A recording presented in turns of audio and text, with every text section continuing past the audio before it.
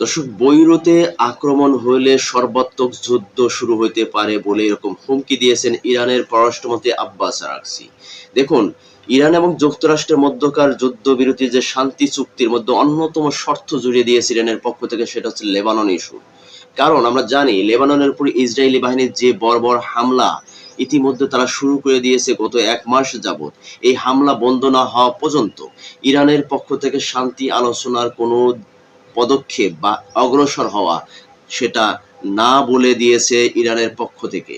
দর্শক, আপনারা জানেন যে ইরান এবং যুক্তরাষ্ট্রের মধ্যে একটা শান্তি চুক্তি আলোচনা চলছে। সেই শান্তি চুক্তি আলোচনার মধ্যে সবচেয়ে বড় বাধা হয়ে দাঁড়িয়েছে লেবানন ইস্যু। ইরানের পক্ষ থেকে বলা হয়েছে যদি বৈরুতে যদি কোনো রকমের আক্রমণ করা হয় তাহলে সর্বাত্মক যুদ্ধ শুরু হতে পারে, এরকম হুমকি দিয়েছে। কারণ তারা চুপ করে থাকবে না, এটাও জানিয়ে দিয়েছেন যে লেবাননের উপর যদি আক্রমণ করা হয় ইরান সেটা হাত গুটিয়ে চুপ থাকবে না। কিন্তু এখন প্রশ্ন হচ্ছে যে লেবানন ইস্যুটাকে এত বেশি প্রাধান্য ইরান কেন দিচ্ছে? ইরানের পক্ষ থেকে বলা হয়েছে লেবানন তাদের প্রতিবেশী রাষ্ট্র, বন্ধু রাষ্ট্র, এবং ইরানের সবচাইতে কাছের যে একটি গোষ্ঠী আছে হিজবুল্লাহ গোষ্ঠী।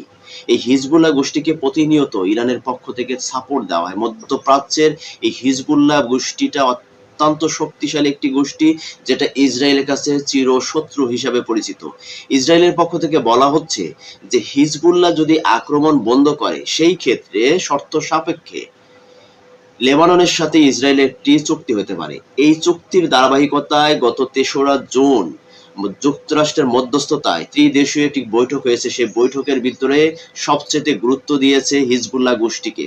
হিজবুল্লাহ গোষ্ঠী যদি আক্রমণ বন্ধ করে সেক্ষেত্রে ইসরায়েল বিভিন্ন শর্ত সাপেক্ষে লেবাননের উপর আক্রমণ বন্ধ করতে পারে, এবং তারা বলেছে দক্ষিণ অঞ্চল থেকে হিজবুল্লাহ বাহিনীকে সরিয়ে নিতে হবে, এবং হিজবুল্লাহ বাহিনীকে যদি তাদেরকে এটা যুদ্ধ বন্ধের একটি শর্ত দিতে হবে যে তারা আর দ্বিতীয়বার ইসরায়েলের উপর কোনো রকমের আক্রমণ করতে পারবে না।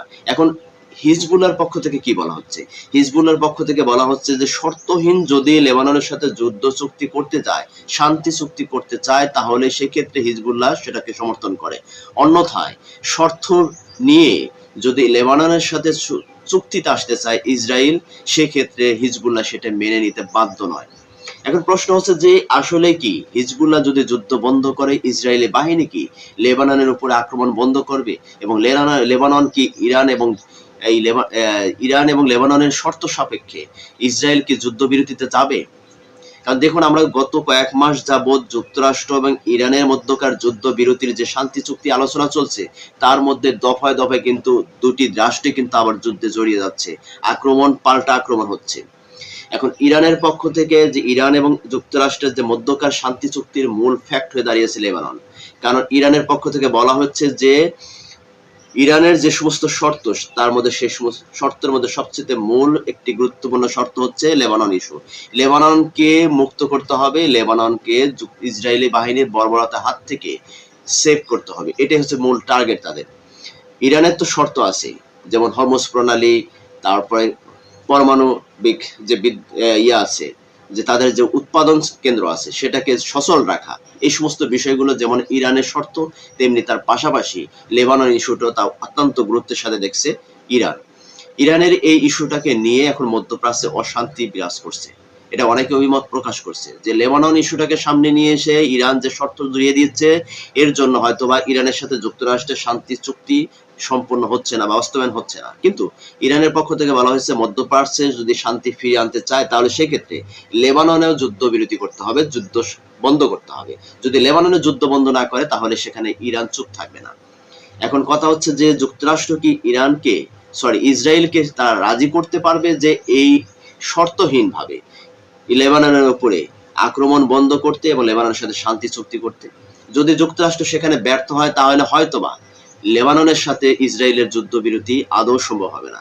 অপরদিকে হিজবুল্লাহ বাহিনীকে ইরান কি হিজবুল্লাহ বাহিনীকে সমর্থন জোগাতে পারবে যে শর্তহীন যে শর্ত দিয়েছে, যে শর্তহীনভাবে লেবাননের সাথে ইসরায়েলের যুদ্ধ যদি শান্তি চুক্তি যদি যুদ্ধবিরতিতে যেতে চায় তাহলে সেক্ষেত্রে তারা রাজি আছে।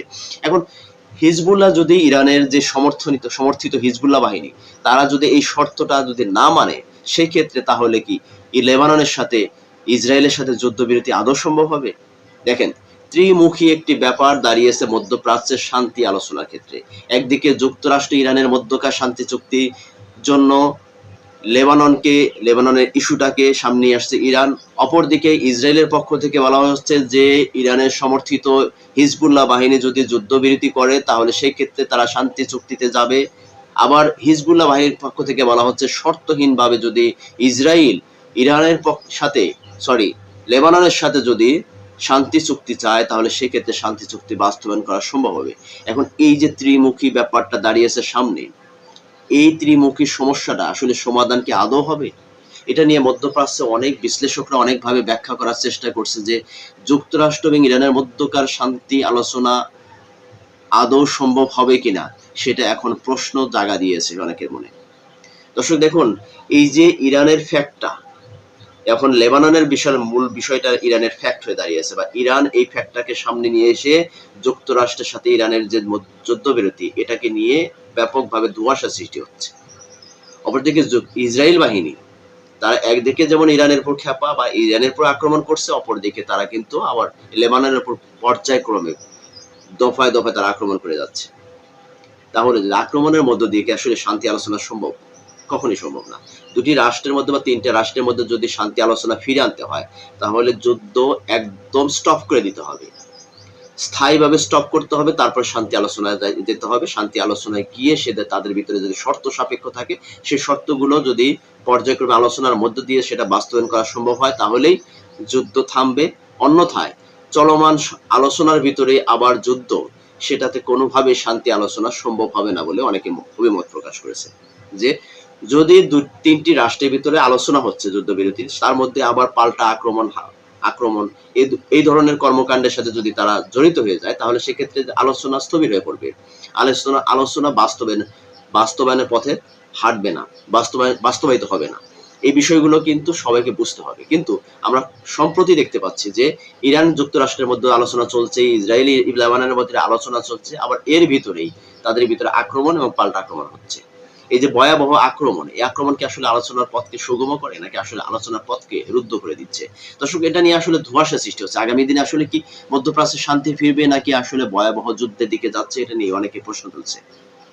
তা আমার যেটা অভিমত সেটি হচ্ছে যে আগামী দিনে যদি যুদ্ধ বিরতি বা শান্তি চুক্তিতে যেতে মানে যদি ইচ্ছা পোষণ করে মধ্যপ্রাচ্যের এই দেশগুলো এবং যুক্তরাষ্ট্র এবং ইসরায়েল, তবে উভয়কে একদম স্টপ করতে হবে, মানে একদম ফুল স্টপ দিতে হবে যুদ্ধবিরতিতে যেতে হলে।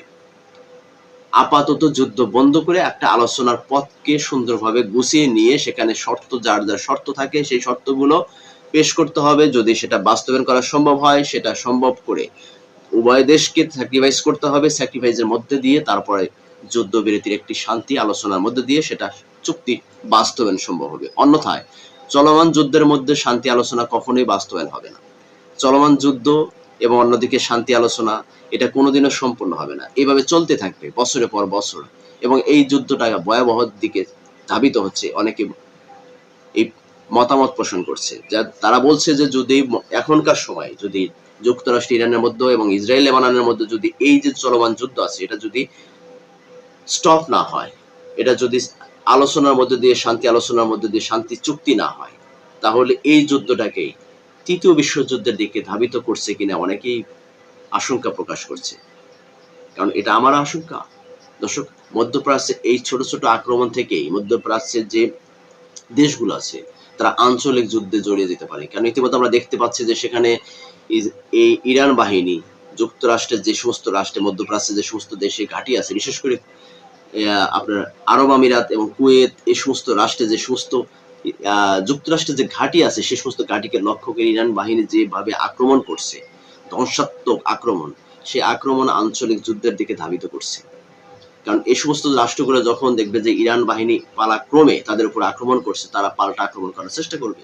স্বাভাবিক, পারুক আর না পারুক, কিন্তু আক্রমণ তো তারা করবে এবং সেটা আক্রমণটা প্রোটেক্ট করার চেষ্টা করবে। এভাবে করতে করতে একটা সময় দেখা যাবে যে আঞ্চলিক যুদ্ধ শুরু হয়ে যাবে।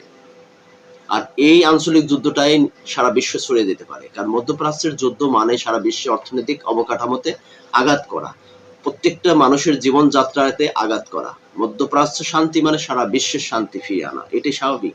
আর সেই শান্তি যদি এই যে যুদ্ধের মধ্যে দিয়ে চলমান থাকে, আলোচনা চলমান থাকে, তাহলে কখনোই এটা বন্ধ হওয়ার মতো না। দর্শক, আপনাদের মতামত কি অবশ্যই প্রকাশ করে দেবেন। তবে আপনাদের সামনে এই ছোট্ট একটা বিশ্লেষণের মধ্যে কিছু তুলে ধরার চেষ্টা করেছি, সেটি হচ্ছে যে আগামী দিনে ইরান, যুক্তরাষ্ট্র এবং লেবানন, ইসরায়েলের মধ্যে শান্তি আলোচনা করতে হলে অবশ্যই যুদ্ধ বন্ধ করতে হবে আগে, তারপর শান্তি আলোচনা দিয়ে সেটা যদি শর্ত সাপেক্ষে সব দেশ রাজি থাকে, তাহলে সেটা চুক্তির মধ্য দিয়ে একটা স্থায়ী সমাধানের পথ সেখানে বের হয়ে আসতে পারে। অন্যথায় চলমান যুদ্ধের মধ্যে শান্তি আলোচনা কখনোই বাস্তবায়ন হবে না। আপনাদের অভিমত কি প্রকাশ করবেন? চ্যানেলে নতুন হলে অবশ্যই চ্যানেলটিকে সাবস্ক্রাইব করে পাশে থাকা বেল আইকন চেপে রাখবেন। ধন্যবাদ সকলকে, ভালো থাকবেন, সুস্থ থাকবেন। আল্লাহ হাফেজ। আসসালামু আলাইকুম ওয়া রাহমাতুল্লাহি ওয়া বারাকাতুহু।